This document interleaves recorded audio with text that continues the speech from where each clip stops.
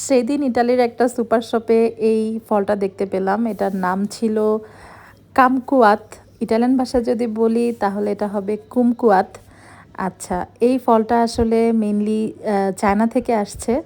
এটা হয়তো চায়নাদের কোনো একটা কমলা হতে পারে।